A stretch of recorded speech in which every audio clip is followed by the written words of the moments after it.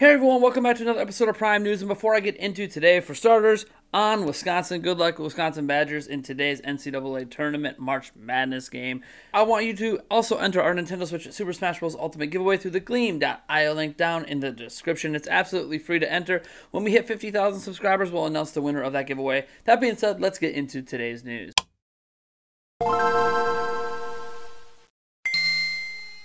So the first story is actually kind of a surprise, maybe not shocking for some, but Sony is doing their own Direct, not a Nintendo Direct, not technically called a Sony Direct. They are calling it a State of Play on March 25th at 4 p.m. That's right, we're like within days of this event occurring. I will be live streaming the event just out of morbid curiosity here of Sony's first attempt at some sort of Direct. Now, a lot of rumor mongers out there are telling us not to expect this to be like E3 levels of stuff, because Sony, after all, isn't going to be at E3 this year. However, it does say in the announcement there'll be new game announcements and VR games and all this stuff. Pretty much a typical thing you would see in a Nintendo Direct. So, yeah, I think it's very, very interesting to see Sony take this more digital approach. And I look forward to seeing what they're going to do with it. And are they going to bring some of the same charm and charisma we've gotten in prior Nintendo Directs, or are they going to be much more workmanlike in how they present all the information? Last night, Nintendo ghost dropped the Labo VR trailer. That's right, we finally know what Labo looks like, or at least the Labo VR kits supposedly look like. It's really hard to convey proper VR in a commercial because it's about immersing yourself in the world and making you feel like you're in it, and you can't really do that when you're just looking at it externally like this. But still, we at least know what some of the games look like, from the shooting games to the elephant making the art to how the garage works. The garage is very, very interesting, looking like you can build your own games within a game, which is just crazy to me, and I'm sure a lot of creative minds out there are going to figure out some brilliant ways to make even like mini open world games inside of Nintendo Labo VR. To me, it looks utterly excellent, and it's completely sold me on the idea that I will be picking up Nintendo Labo VR next month and probably doing some sort of pseudo review. It is going to be hard to review this because you can't really get direct feed capture footage, but I can still talk about it and talk about my experiences with it and show me at least looking silly holding this thing to my face and like elephant arming around all the, I don't know, it's gonna look funny. So if nothing else, you can come in to see me look completely ridiculous as I enjoy some Nintendo Labo VR next month. It is now confirmed that we are going to be getting some Persona 5R VR news tomorrow after a 1-hour special finale in Japan to the Persona animated series. Now, this is happening actually for us here in the United States in like the middle of the night, but it is happening in Japan, so a lot of the news isn't going to be hitting until tomorrow morning, so maybe we'll talk about it tomorrow, especially if it turns out that Persona 5R is coming to Nintendo Switch. There have been rumors that Persona 5R is coming to Nintendo Switch, and this is how Joker and all that stuff kind of ties in with Smash Bros.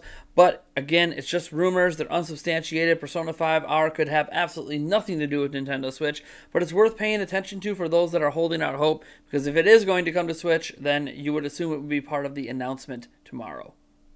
So you guys remember earlier this week when King Zell told us that there is going to be a shocking game coming to Nintendo Switch that is in a similar vein to if Mario was heading to a PlayStation system? Well, then we got the Nindie Direct and Cuphead landed, and a lot of people went under the assumption that Cuphead was the game King Zell was talking about. Well, on the forum Reset Arrow, where King Zell resides, they asked him specifically if it was Cuphead, and that's what he was talking about. And under no certain terms did he say, nope, this is not the game I was talking about, just wait and see. So, needless to say, there's something big still coming. So, if you believe it's coming from Microsoft's side of things, and Cuphead isn't it, then it's probably not an indie game. You're probably talking Halo. You're talking Gears of War. You're talking something from Sony, maybe Spider-Man coming over. Heck, Quantic Dream is now bringing their PlayStation exclusives to PC. Maybe some Quantic Dream games, maybe the licensing agreement has ended. Now they can bring it to other platforms. So maybe something from them is coming over. I don't know, but I think this is very, very interesting, and I can't wait to see what this game is. It sounds like it's something that we should have unveiled here in the next couple of months, and I'm very curious what it is, because if it's not Cuphead, then we are talking about something that's a much bigger deal, and I mean, the possibilities are endless at this point. So Microsoft wanted to do a little bit of firing back at Google Stadia that was announced this week. And so they sat down for an interview with Eurogamer and had a lot of interesting things to say about Project xCloud and even Microsoft on the whole moving forward as a video game company.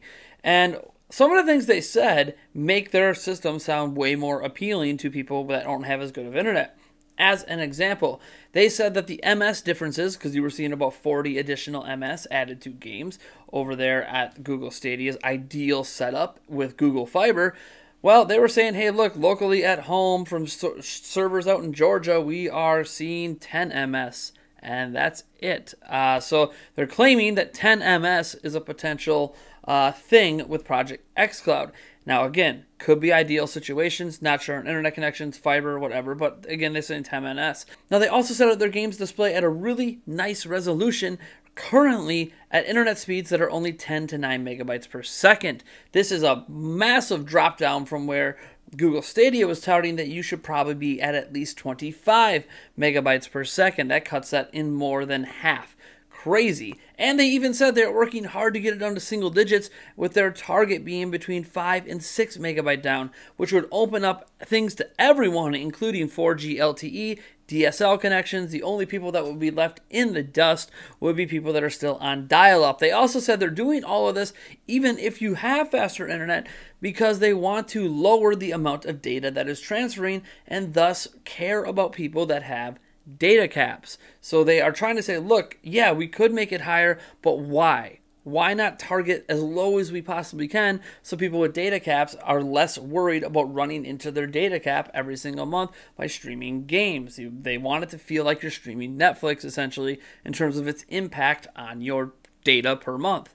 However, they were quick in the interview to note that this is not a replacement, by the way, for Xbox. In fact, they said they see the future of gaming as a console and as a cloud-based service. They think both can coexist, that it's not an either-or future, that both are going to exist. And they are proud of the fact that currently they are the most powerful home console on the market with Xbox One X, and that they want to continue that in the next generation of consoles, and that they have literally no plans to not make home consoles. And they even flat out admitted, that they firmly believe the absolute best possible gaming experience is with a piece of hardware in your home. And they said no matter what your connection is, how powerful the server is, it's always better if you're playing on hardware locally. So they're saying, look, yes, xCloud is a thing. It's going to be awesome. It's going to bring it to the mainstream. It's going to do this and it's going to do that. But we're not going to pretend that this actually replaces playing games locally in your home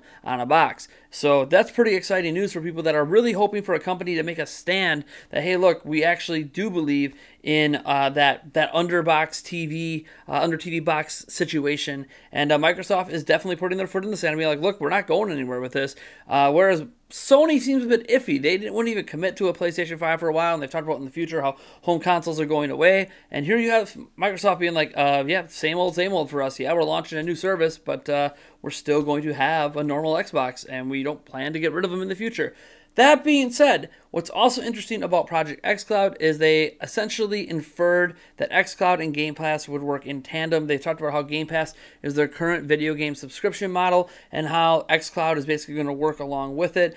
Obviously, it could be an additional cost, like an add-on to Game Pass, or it could just be included with Game Pass, and then if you have an Xbox system, you can download the games, and if you don't have an Xbox system, you can stream the games. Obviously, if you have an Xbox system, you could probably also stream the games if that's what you prefer. I think that's a very interesting setup, and obviously would make xCloud even more enticing, because you're not taking away the ability to digitally download those games and be able to play them offline. You're just, providing multiple options.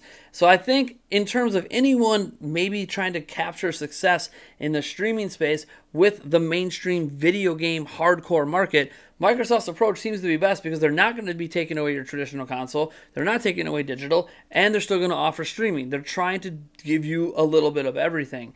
And we'll see if that strategy works for them.